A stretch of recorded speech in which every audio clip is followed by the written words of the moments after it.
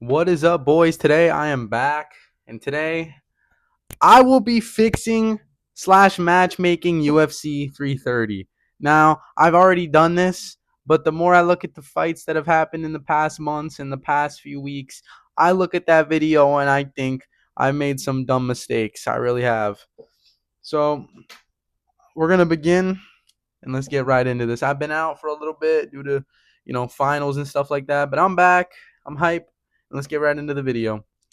Today's going to be a quick video, kind of simple. The way I've built the card, I'm looking at 1, 2, 3, 4, 5 early prelims.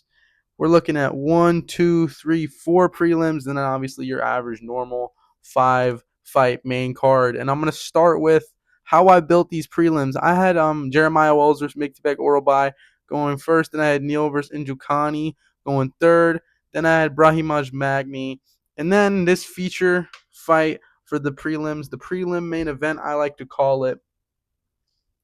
Ethan Ewing just got hurt, and he's going to be out against Farid Basharat, who's still fighting on 329. So we're looking like Basharat is not going to fight Ewing, but Ethan Ewing, he wants to get himself in a ranked fight. And I think they're going to do Ethan Ewing versus Davison Figueiredo. I think that's actually a really good fight. Looking at it, feature prelim, it's going to look nice on the card. And I think that this fight, you can't have Ethan Ewing in the Apex like you did against the Esteban guy who he beat. And I think giving him a washed Figueiredo would definitely help Ethan Ewing get into the rankings. And considering Figueiredo, I think, is ranked 9 at bantamweight, would definitely help Ethan Ewing's case to get him into the rankings. And for the opening fight on the main card, I think we got to get Peyton Talbot some fight news. I've actually heard some rumors that Chito Vera is going to be fighting um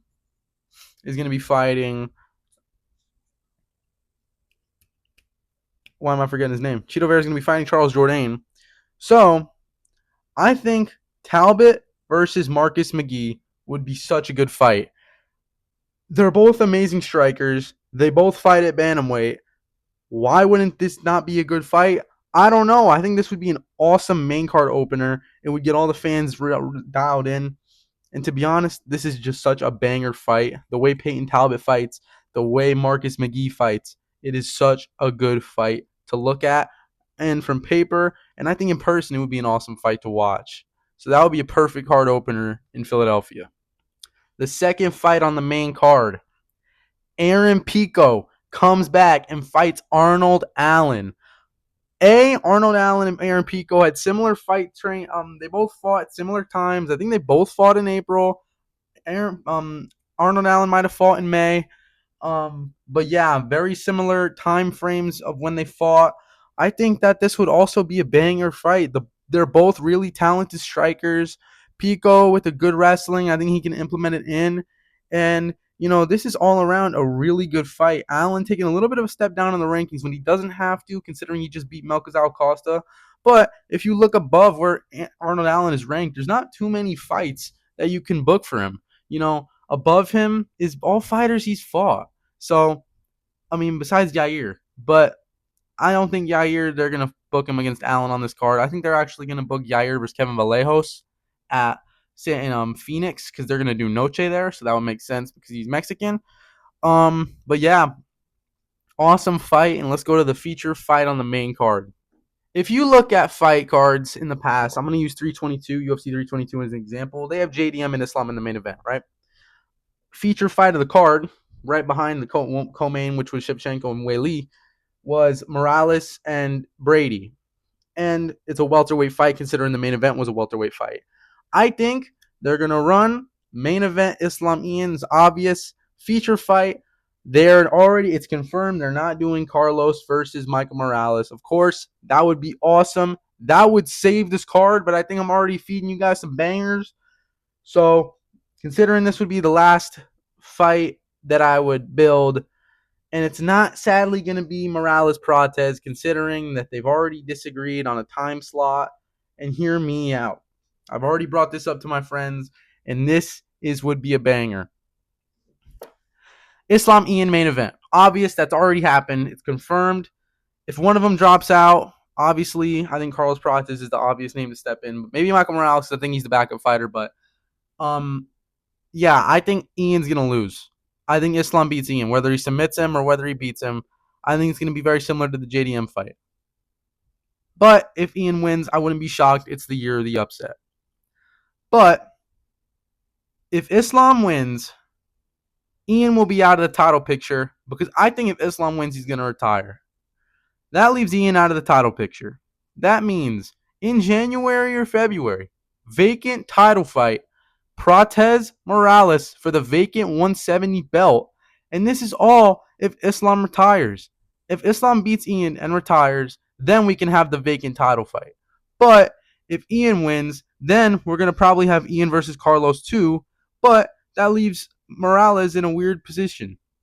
But this is where it comes in. I think that the feature fight of UFC 330 is going to be Sean Brady versus Gabriel Bonfim. They're going to put this on the card, and I think that if my time slots are correct, this would be it's going to be a really good fight regardless.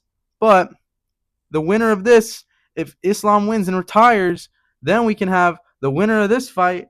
I don't know, maybe sit around, wait a little bit, fight someone, maybe like JDM, who's going to be back healthy next year. I know Gabriel Bonfim called for JDM, but JDM isn't going to be healthy until maybe December or January time, which would make perfect sense for this. And if Ian somehow wins, then the winner of this could fight Morales in the meantime. Yeah, I know Sean Brady fought Michael Morales already. Then they could do JDM, maybe Morales, and Sean Brady could wait. A lot of things could happen with this fight, and that's why I think it's perfect. They're both 5 and 6 in the rankings. So yeah, I think this would be a really good fight regardless. Sean Brady, the grappler, Gabriel Bonfim's also not too bad at grappling, and considering Gabriel Bonfim just beat Bilal, this would be a really good fight. Sean Brady just dominated Joaquin Buckley. Similar time slots since they've fought. I think it makes perfect sense for the feature fight at UFC 330.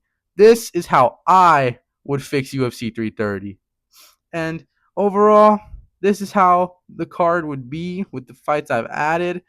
I think Wells Orablai will be the first fight on the regular prelims. I'm not counting early prelims. The rest of the confirmed fights are all on the early prelims.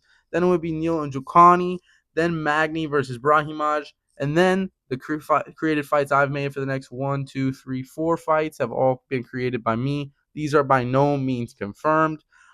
Figueiredo versus Ethan Ewing. I think Ethan Ewing needs to get a ranked opponent. Um, and Figueiredo is coming off of a loss to Song Yadong. I think he needs to fight down in the rankings. Ethan Ewing ain't even ranked, but Ethan Ewing was supposed to fight Basharat. But Ewing got hurt, so he's going to be pushed back a little bit. Basharat wants to fight on 329 and not wait, so he will stay there in the rankings around 15. And Ewing gets a little bit of a jump up to Figueiredo. Then I'll have Peyton Talbot versus Marcus McGee on the main card opener. Then second fight on the main card, Arnold Allen versus Aaron Pico. Then feature fight, Sean Brady versus Gabriel Bonfim. Thank you guys for watching, and I'm out.